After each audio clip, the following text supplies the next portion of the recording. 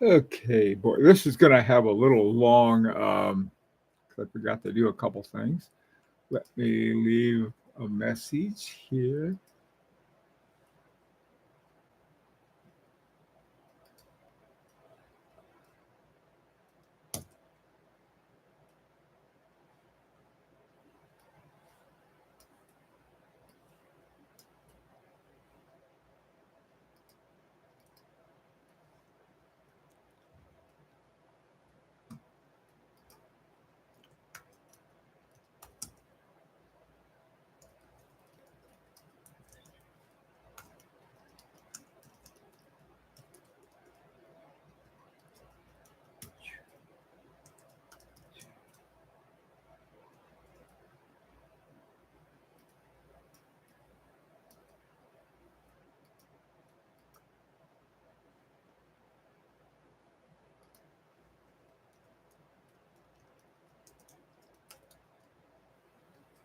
Hi, Dominic.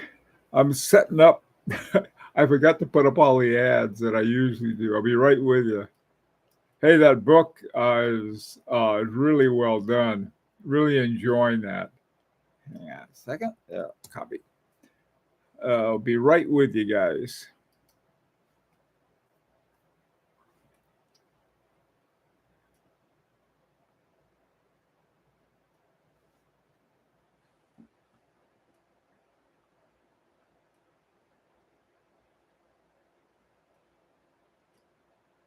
Hi, Brian.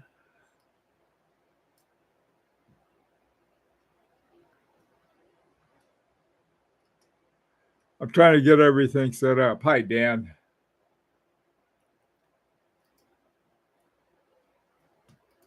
Ah, come on.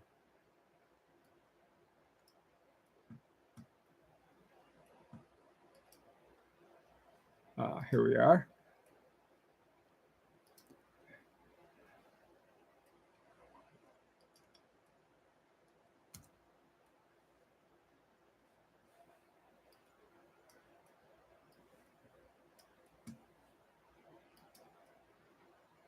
Got to get the Europeans too. Be right there.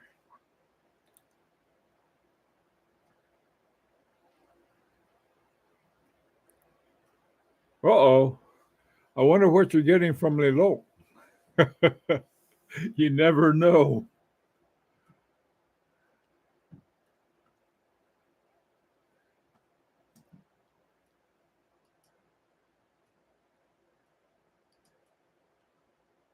Hey, Goldfinger.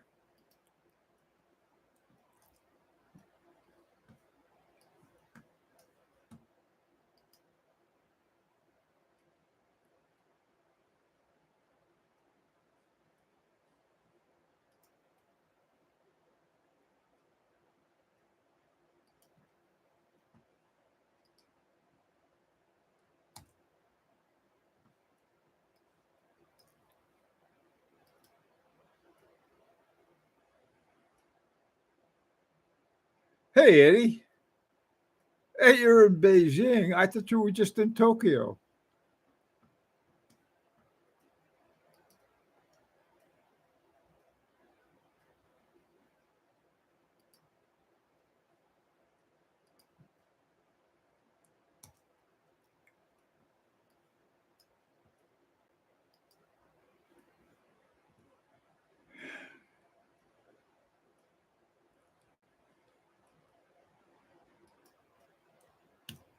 Okie doke. How you guys doing? Hi, Hobby. Don't have much time. Just came by to say goodbye. Oh, that's good. I'm glad to see you. So, Eddie, how you liking that gorgeous Beauvais? Okie doke. Um, I guess what I wanted to talk about today was your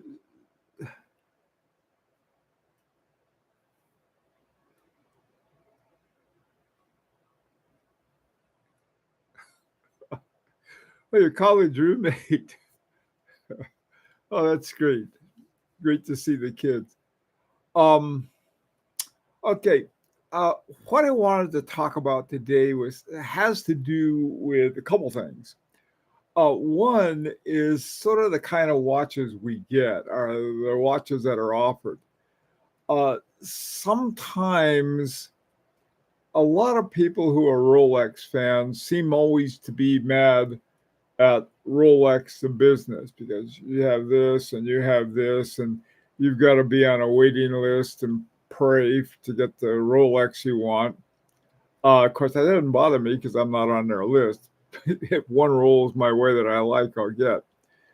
Um, oh, the Beauvais is great, and my dad's loves it. Had I known it existed, might have taken it over the 7097 I got. Oh, that's not too bad either. Okay. Um, so, in terms of the watches that people have, like, you better get this or you better get that, or you should get this or you should get that. I guess to some extent I'm guilty of the same kind of thing. 'Cause, I don't like silicone hairsprings and blah blah blah, and all of that. So I don't think there's any more reason to listen to that kind of thing, except insofar as I can say, for me, this is the way it is. You can get whatever you want. I mean, that's ultimately up to you how you feel about those things. I've made my views clear, but I don't want to make them like Nazi clear or anything like that. Like you must get this or you must get that. Rather, it's what I got to do. I mean, I got a 736 collection. That's the Jacquet 736.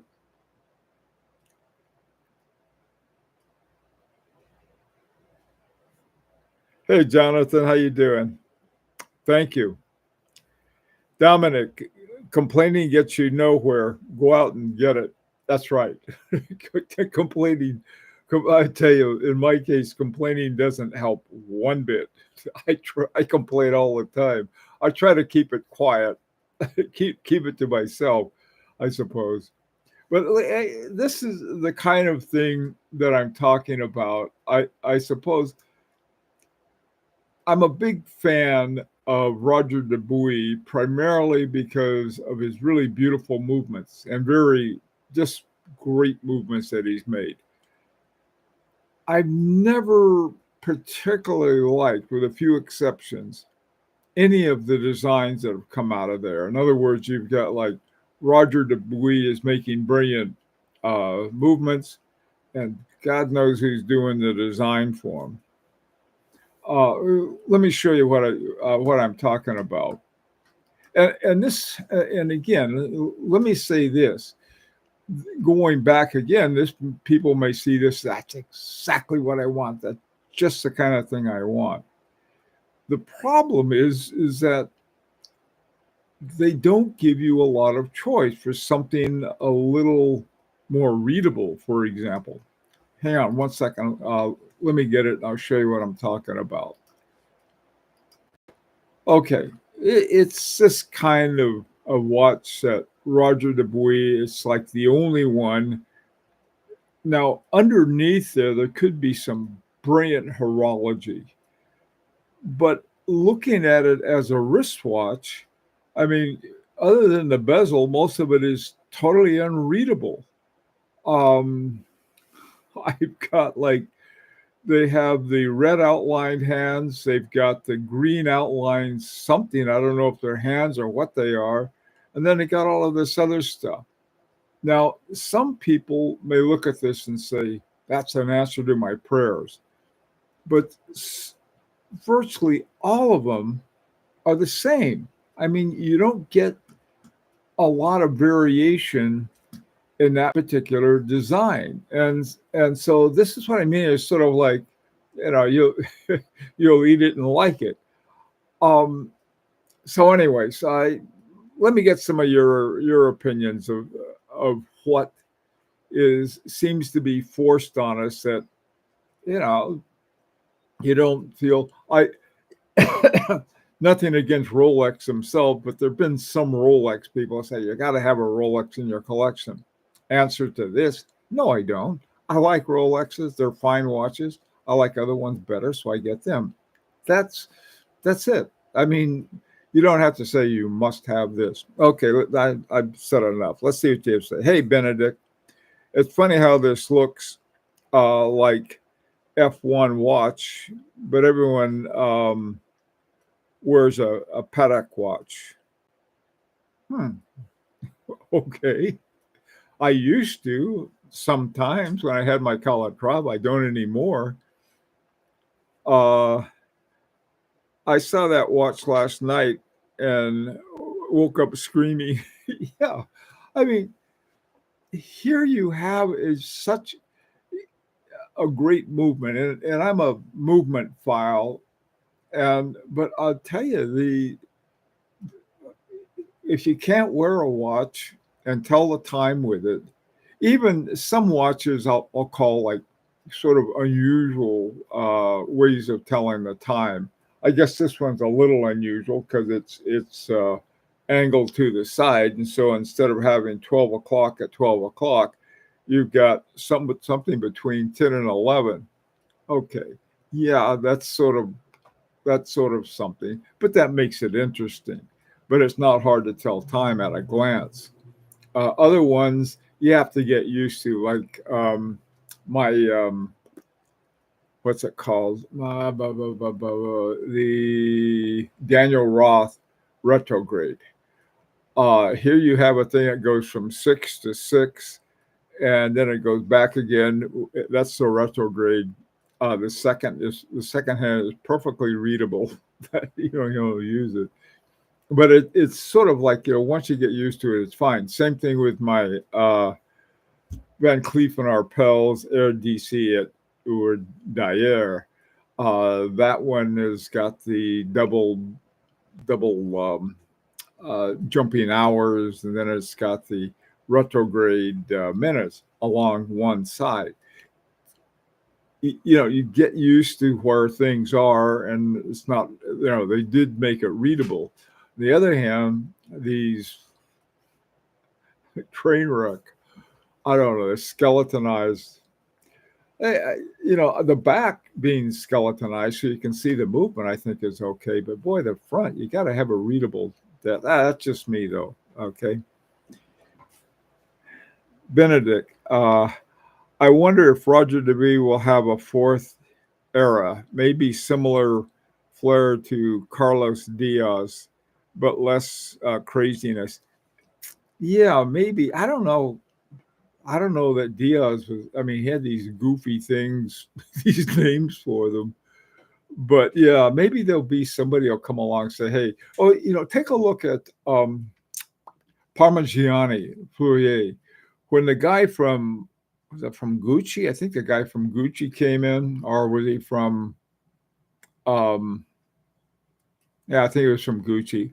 He smoothed out the design, so they were more likable than the other ones, like the ones I have that I do like, but they're not the same. I mean, they're very readable. They're just not. They just look different. So I don't know. Hey, Rancher. Um, I've made up my own mind. Silicone hairsprings. Silicone hairsprings are awesome. Okay, yeah, you can go look them. Those. Who says tornadoes don't affect their thinking? Hey, Eddie, going to sign off. I wanted to give some food for thought. At what point does legibility take a back seat in favor of interesting designs in engineering? After all, we have phones for legible types. Boy, what a thought. Yeah, I mean, I agree. I I don't think that everything ought to look like a school clock. Okay, that you know from 12 back to 12 again. But on the other hand, I do think they ought to be legible, but they can be legible in creative ways, not the skeletonized nuttiness.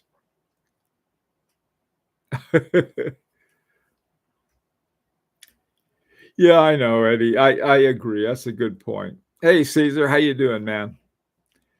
Hey, Seisman Paluch, how are you? Want to talk about the topic we never talked about. Why do you hate silicone hairspring so much? Okay, first of all, Caesar, not only have I talked about it until I'm blue in the face, okay, because everybody asks that. Second of all, I don't hate them. I just don't want to have anything to do with them. I mean, it's sort of like, why don't you collect quartz watches? I want to know. Why don't you go out and get a quartz watch, Caesar? Because you hate them. That's why, right? This is the kind of junk I get. I don't hate anything. I mean, a quartz watch, if I wanted a quartz watch, I'd go get one. They keep better time than any mechanical watch. So I could go get one, a smartwatch, even better. Okay. It'll talk to me too. Why don't I want one? Because I took up watch collection for an archaic mechanical thing. Okay. And I don't care for, I mean, with silicone hairsprings, you can adjust them. All right, if you want, it comes down to that. I don't mind silicone escapements because escapements, there's no difference really, other than the silicone ones are less or more anti-magnetic or non-magnetic. But there is a difference in terms of the the heritage of watches. Now, I'm not the only one, Caesar. You cannot get a Geneva seal if you put in silicone hairspring. Just ask Patek Philippe.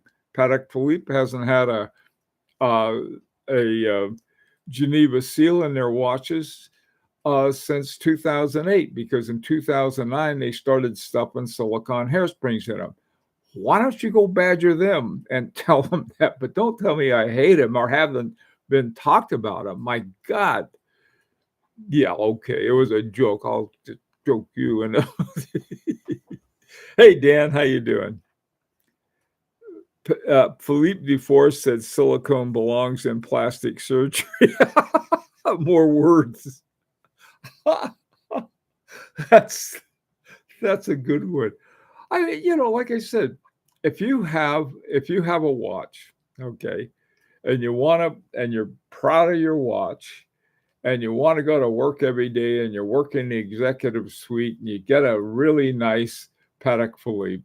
It's got a silicone hairspring because you don't want to mess with the anti-magnetic, which they could have gotten simply by putting in a Strawman hairspring, which of course they wouldn't do. They've been using, I think, the ones from ETA before. Anyway, uh, okay, all right, Rancher. I can. Fortunately, the anti the anti-magnetic, non-magnetic force within the silicon hairspring saved a rancher from a tornado. That's great. Hey, Dan, isn't I know. It was a big joke, but it's funny to see me getting into a rant again. Okay, now, I wouldn't block you for that. I'll just block you for your looks, so that might happen. Hey, Dominic, traditional watchmaking, yeah. It's also traditional problem solving. It's like quartz watches never had a problem with the uh, magnetism. Okay, they never did. In fact, they were generating magnets. They used magnets in their watches. Okay, Caesar, yeah, you got me on that one. Why you little? Hey, HRM, something I think is quite surprising is that new Longines Ultra Chron 36,000, yeah, plus hills, was worse accuracy than the 1967 with an alloy hairspring. I didn't know that.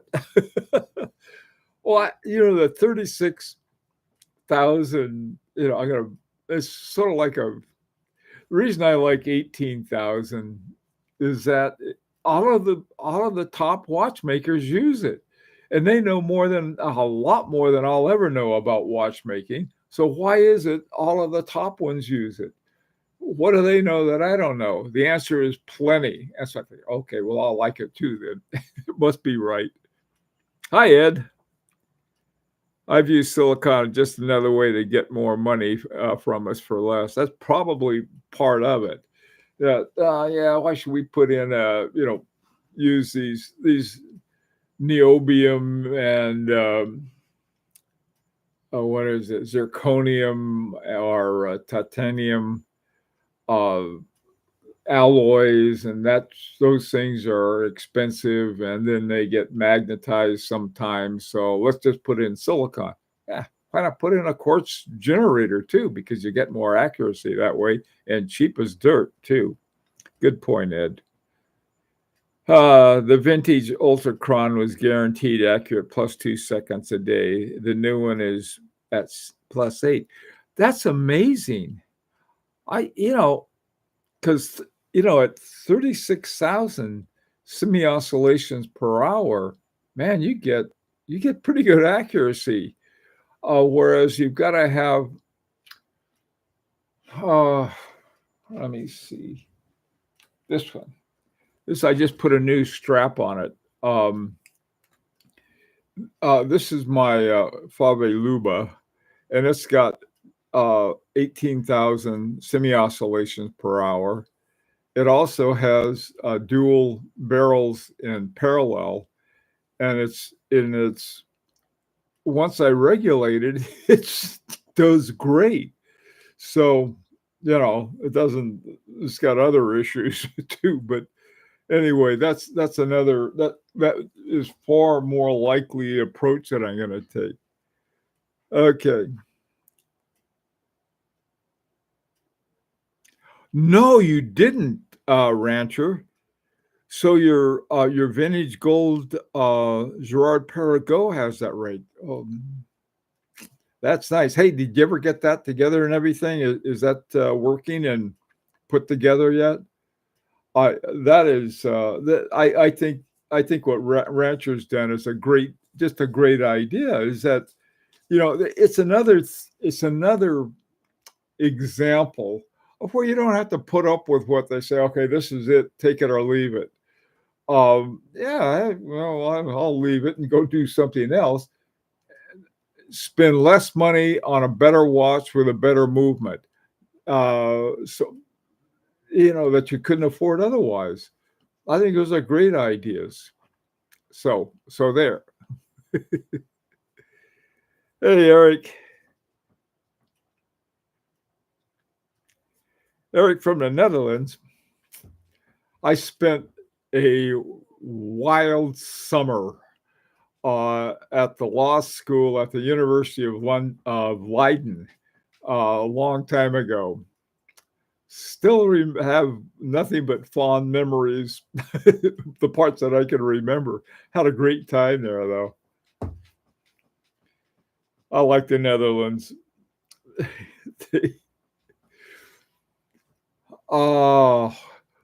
Okay, so let's hear some more ideas from you.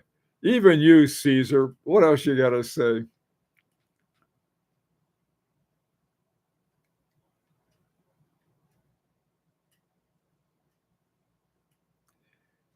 Yeah, send some pictures of them.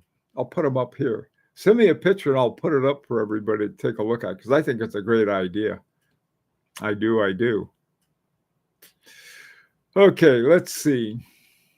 What are some other things?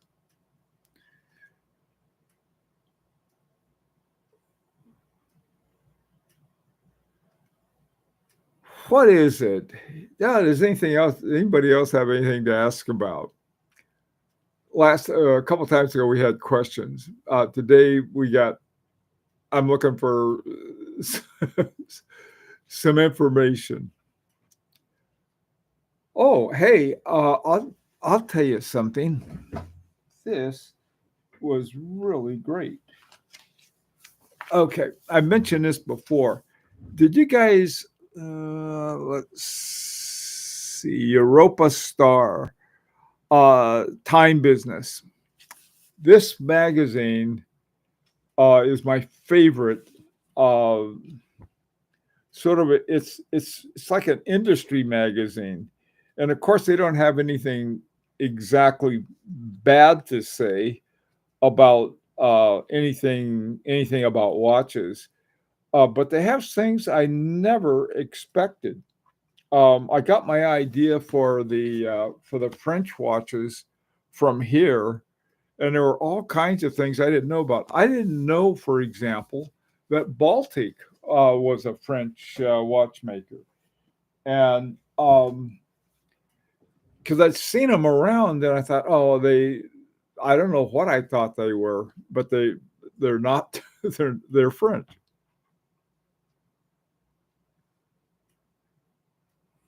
Okay, you can get your silicone hairspring. That would be good. I hope he does, Rancher. I hope you got a silicone hairspring in your Girard-Perregaux movement. That would be great. Then it would be a worry-free, boring watch. Just what you want, I know.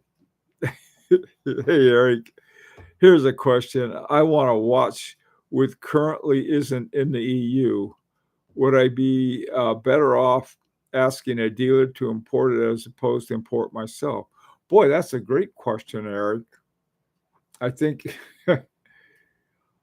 it depends, like um, if I wanted well, let me give you an example with watch bands. ABP Concept Paris ships Gator Gator bands, okay, and I like Gator bands, and Caesar, don't ask me what I got that I got in for alligators, uh, and what they do, they've got no problem shipping them.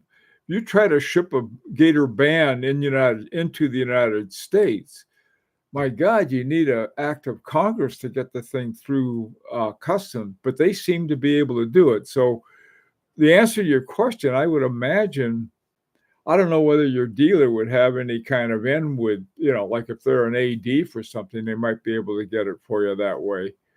But, you know, I've done it with eBay and Chrono 24 without a problem. So you can do it, I think, with those because they also are set up for selling internationally. Both of those are.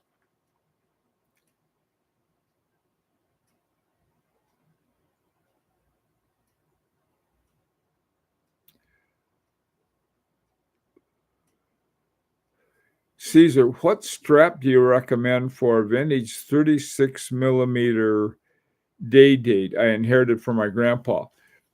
Your chances are a 36 millimeter is likely to have a lug width of 18 millimeters, Caesar.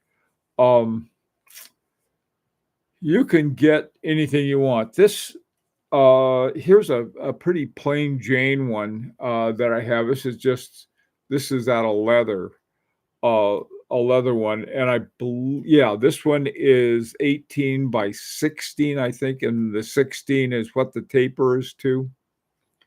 So that's pretty much what you want to do, Caesar, is you uh, use a caliper, okay, to find out what the width is between your lugs, and that's the way to do it.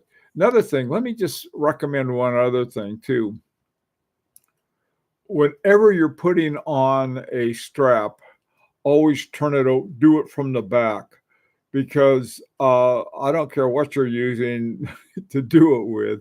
a spring bar tool or a case knife, or just this one's got one of those quick release things.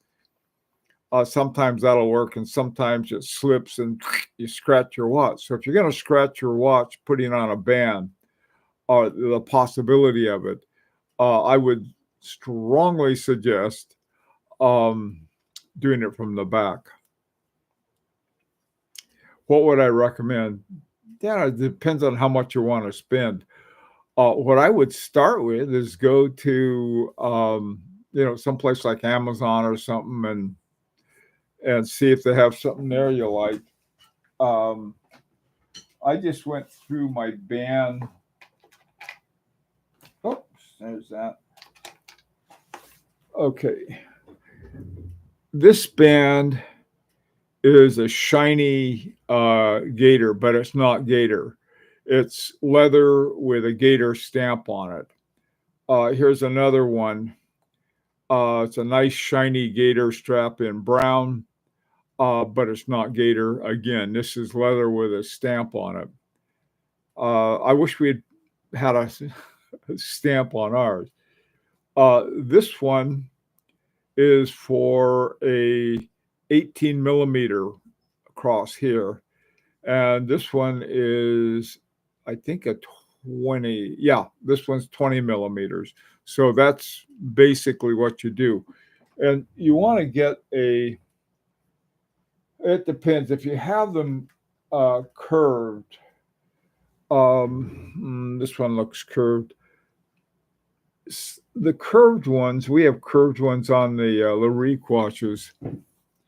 The good thing about a curved band connection is that it sort of follows the contour of your case.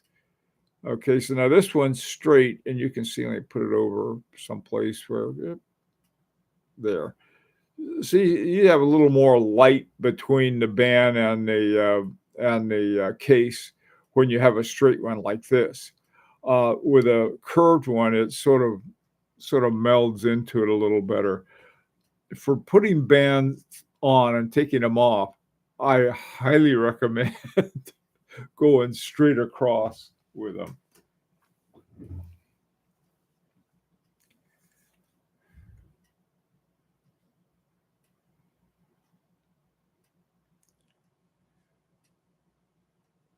Anyway, so Caesar, take a look at that. Eric, saves a lot of stress, hassle, effort, and negotiating, which I'm not good at.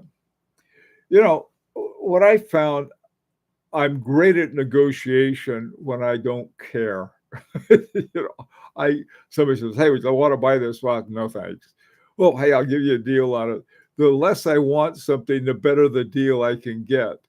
Or sometimes I just can't afford it. I said, "No, I can't afford that. Here's what I can afford," and sort of let it go at that. A recent watch I got, wasn't expecting to buy it. I had simply wrote a note to the guy and said, if you get down to this low, let me know and I'll get it. And he said, and much to my surprise, he said, well, I talked to the guy and he said, fine. Ended up with it. Wasn't my negotiation skill. If it comes to my negotiation skills versus dumb luck, I go with dumb luck every time.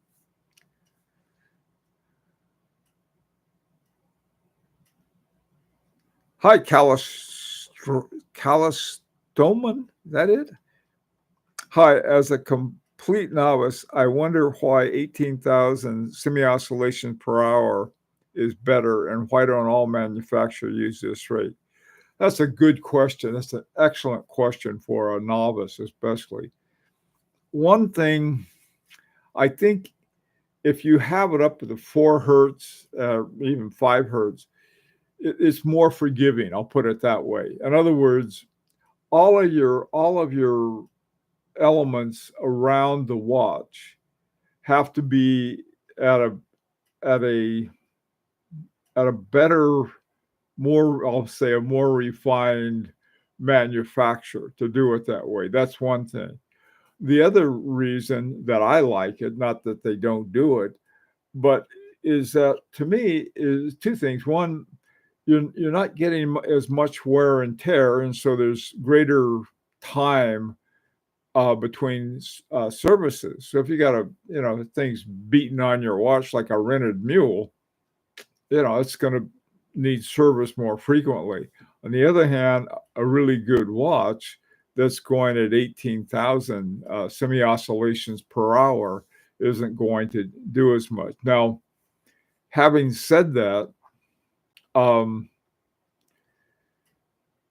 this is one of my picadillos. I mean, you got to get your own eccentricities, like Rancher. He's got his own. Get your own. It's just one I like primarily because the top watchmakers seem to use it, and they know a lot more than I do.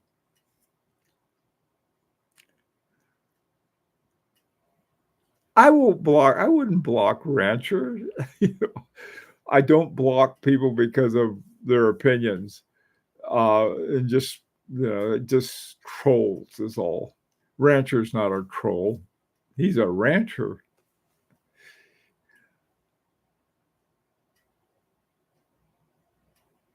Oh yeah.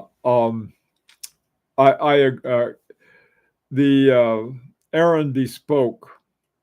He's at Combat Straps. He's up in Canada, and they're very good. I would recommend if you're in the U.S.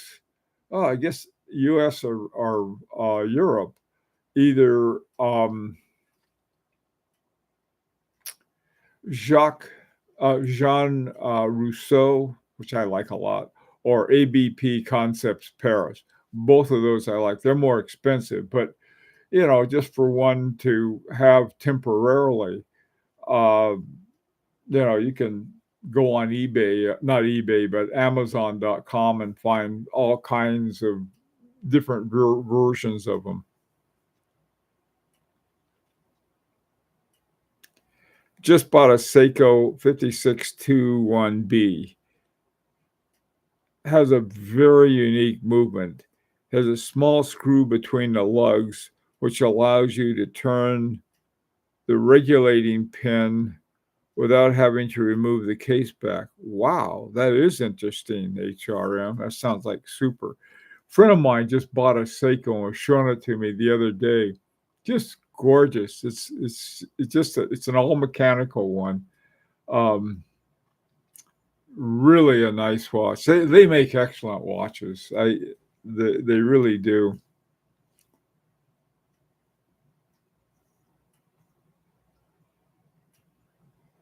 So therefore, you are about to get a great deal on a watch with I already got it. The boat has left the dock. Hey, Dan, Camille Forme Paris is also good for high-end straps. Thank you. Thank you.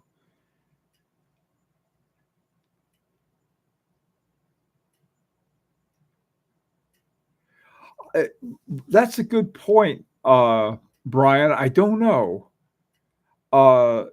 It certainly gives you more. Oh, I see what you're saying. Yeah, I see what you mean, because your mainspring is not being used as fast, and so you have a longer time where it's in the optimum of tension for the spring. That's a good point. I hadn't thought of that, but you're right.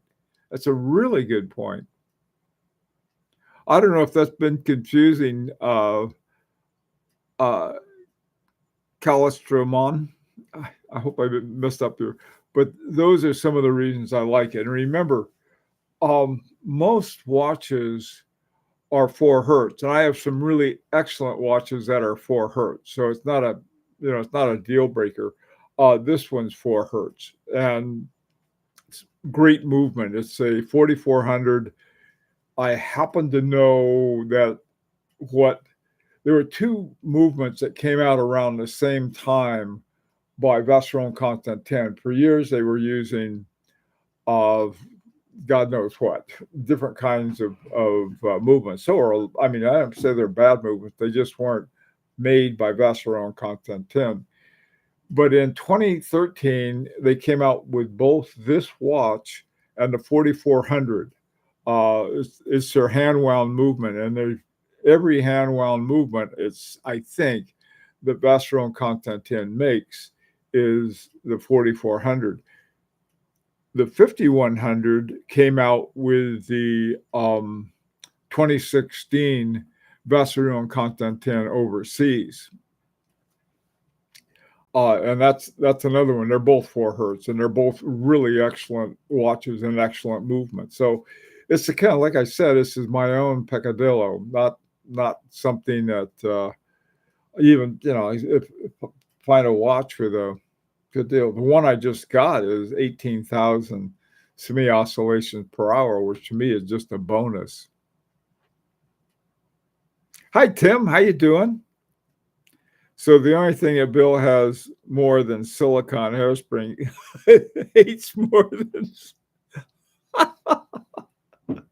no. No.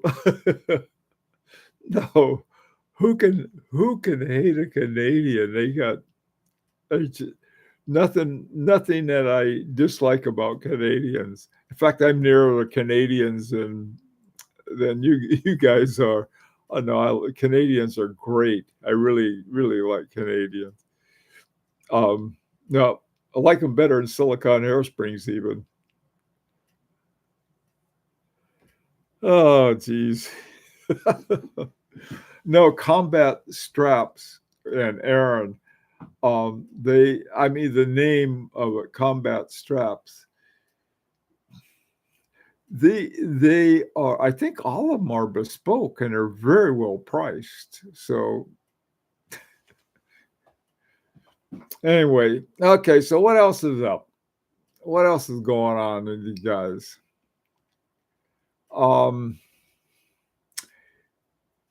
I guess one of the things that sort of set me off on today's semi-rant. Hi, Ed. Can you comment on Union Glashütte? I just learned about them. God. Yes, the first time I heard about Union Glashütte, I was in Rostock, Germany. Don't ask me why, but I was in Rostock. And I saw that they had it. From my understanding about Union Glashütte, in a way, there's something like Moulet Glashütte. They're a very economical watch. And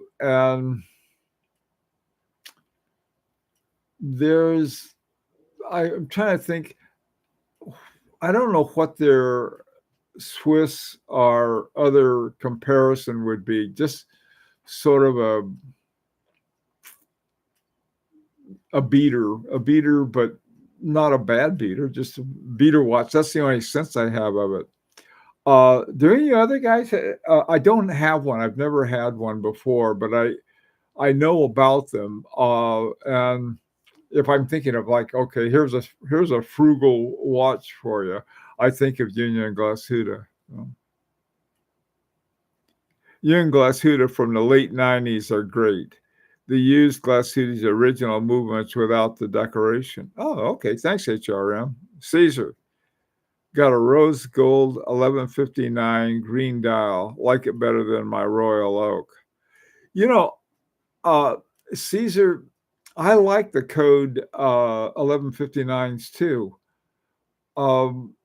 A lot of people didn't like him because it wasn't a Royal Oak, essentially.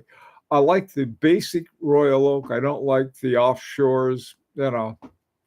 There's but those are nice. The Union Glashütte Flieger is very nice watch. Usually sell around $1,500 used, and has the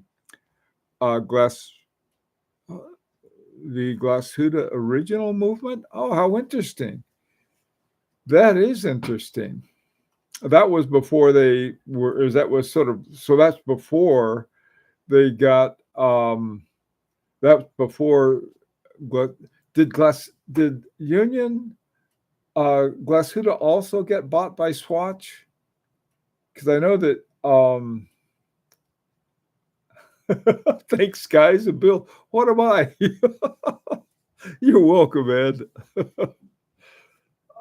Oh, anyway, okay. What else is? Oh, I was going to say that I've been watching these.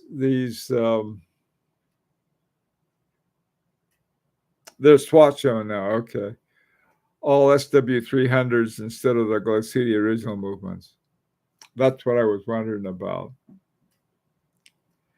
The SW300 is not a bad movement, by the way. I don't know if they've siliconed them up for the Rancher, but otherwise, I'm not sure about it. They did the same thing with Tudor. I guess the Rolex decided, well, they made that all of that big investment with along with Swatch and Patek Philippe to get the silicon hairsprings. So they got them, but they had their non-silicon hairsprings, their parachrome hairsprings in their main Rolex watches. And so they tried it out. They put it in one of the women's watches, the Pearl Diver, I think or Pearl Master, one of those. And then they put it in a new one that they came out with that I really like the looks of it. So, oh yeah, to spoil it with that. But what the ones that they're using the silicon hairsprings on now are Tudors. So if you get a new Tudor, they'll have that in it. Now, here's one of the funny things, I guess. What they found was that the least expensive ETA movement, let's say Hamilton or Tissot, with a silicon hairspring in their movement, keep as accurate and good time as the most expensive Patek Philippe with the silicon hairspring, which I think is great. So if you want a silicon hairspring, get a cheap one. Get a nice Tissot with a Power Mat. What do they call them? Power Mac 80 that they toned down to 3 hertz, something like that.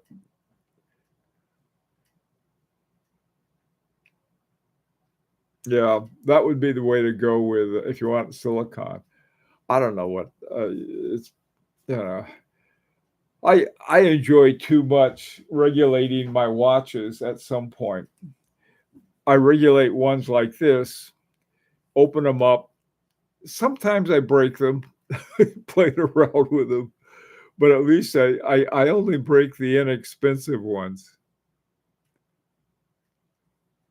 Over 3,000 under retail now.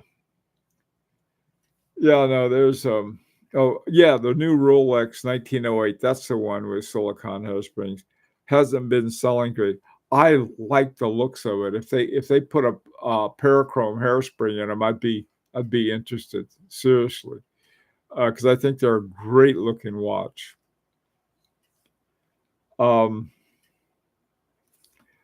This one I can play with.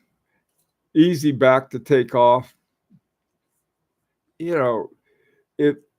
One of the things you can do, for those interested, you can join our group called Pretentious Watchmakers. And what we do with Pretentious Watchmakers is that we recognize our limitations and our lack of knowledge of watchmaking, but go ahead and do it anyway and have a lot of fun doing it. I've made, I don't know how many watches.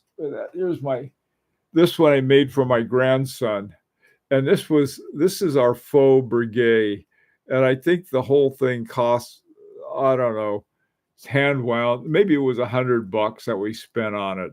But it has an enamel dial. It has Breguet hands, Breguet numbers. And then I was able to regulate it with a toothpick. Took off the back, regulated it. This thing is great. And especially what it's for is as much for learning about the whole process of watchmaking. that sort of leads me back to circle back to a couple things. This book I'm reading that Dominic gave me, this fantastically interesting book um, called Disrupting Time, I think is the name of it. The guy that wrote it is a guy named Aaron Stark. And he's an interesting guy. He's a West Point graduate. He's got a MBA from Harvard. He's very much of a business analysis type of guy. And he's talking about how Waltham watches were like the be all and end all of watches, in part because of two things. Really, the way the inventiveness of them they had, and their use of machinery and so forth.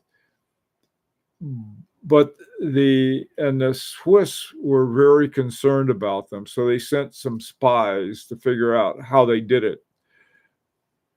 The irony is that the Swiss at this time, this is around the mid-19th century, around the 1860s, 1870s, and that period. And they were very artisanal. Okay, now here's the irony, is the watches, like the watches that we have made by Larique are very artisanal. They don't make a lot. They take forever.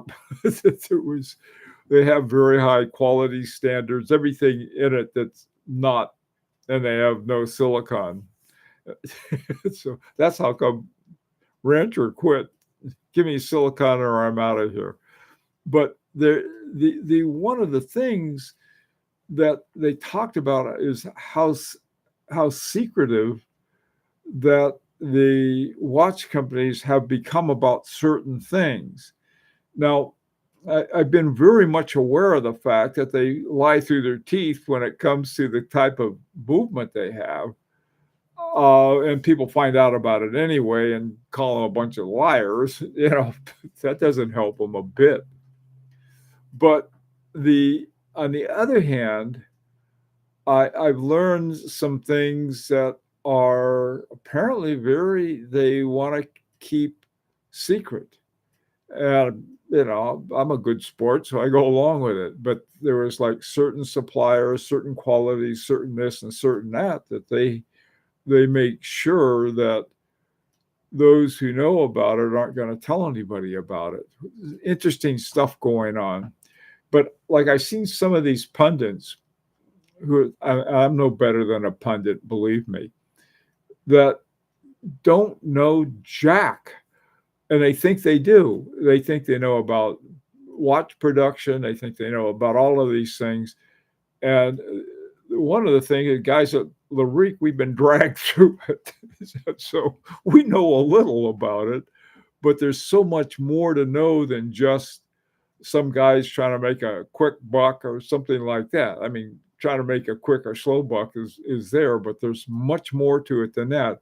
And the thing about disrupting time, it talks about the elements of the organization in a watch company. And at one time, Waltham Watches was the top watchmaker in the U.S. Another one is Elgin. Both of these were up here in New England. Waltham was just up the road in Waltham, which is a suburb of Boston. And Elgin, I think Elgin was right around. I think they maybe had something in Pennsylvania, and they had some here in Connecticut too.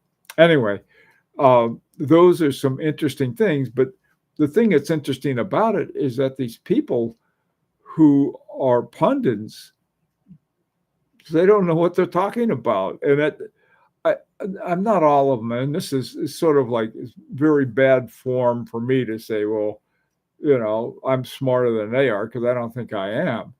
But rather is that there's a limit, and you should know your limits when you're talking about watches, because I think it's very important not to provide misinformation. The misinformation that I provide are simply my own prejudices, and they're pretty well known. Oh, let's see. The Farve-Luba movement supposedly has some pivots that are riveted, meaning you'd have to shear them off to remove some of the bridges. Yeah, let me tell you what happened.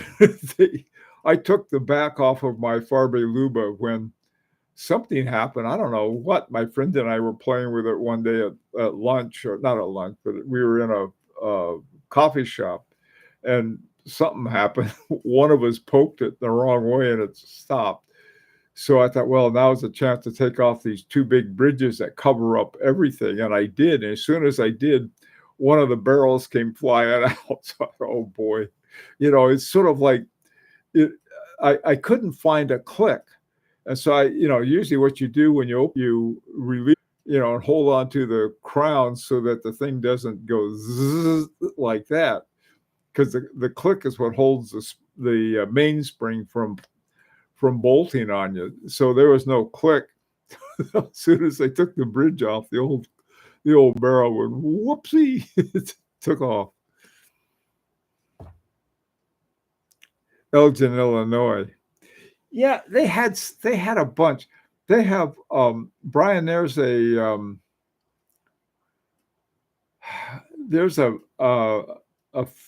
museum of American clock and watchmaking in Bristol, which isn't far from where we are. It's about, I don't know, not even like 20 minutes away. Just one of the Hartford area suburbs, and I've been there before, and they had something. Wasn't Elgin? There's another company I'm thinking of. You're probably right about Elgin, Illinois. It was can't think of it. Which is now the company it was a well-known watchmaking company, and they were bought by, eventually ended up being bought by the Chinese, but they're operating out of an office in London. And so if you want Eglon watches, something like that. I don't have one, so. But anyway, they have the American watchmaking is pretty dead. They're if it weren't for Roland Murphy in Pennsylvania, and there are a couple other guys I think who are doing it. There's some guy out in Oregon who's been doing it, but most of them are working on not the movements, but on some other aspect of the watchmaking. One of the things some of them are doing, I think Roland Murphy is at RGM, is taking these older like Hamiltons and stuff and fixing them up. He probably got the idea from Rancher. What do you think of LV Escalade, their new models? LVMH, I think they're one to watch in a good way. I know that somebody had written some or voiced something, one of these self-appointed experts, and they had said, "Oh, they're in big trouble" or something. I didn't even see any mention of it. LVMH, the richest guy in the world next to Elon Musk, probably knows a thing or two. Yeah, I don't know. That's interesting, Tim. I sort of like the new models that they have, to tell you the truth. What is it called? Le Temps Fabrique, I think, is it? Le Temps Fabrique is the name of their movement making arm. But they also own Zenith, and Zenith has the Defy Labs. They can make a lot of watches there, and I think they also have what's the name of them? Not Bulgari. Bulgari has its own movements now. They're BVL labeled movements. They're not Vaucher renamed, but they seem to be Bulgari movements. So, and I think they're owned by LVMH too. Anyway, well, look, guys, I've been rambling on for quite a while now. And anyway, just figured we could use an irresponsible break and talk about watches. Take care, and we'll see in the funny paper. Oh, I'm not going to wear watches anymore. I'm going to wear my dog. She's waiting by the door for her walk. Hope to get together soon. Okay. Bulgari also seems to be doing rapid innovation. Yes, you're right, HRM. I agree. They're another one to watch. There's lots of surprises out there. Take care.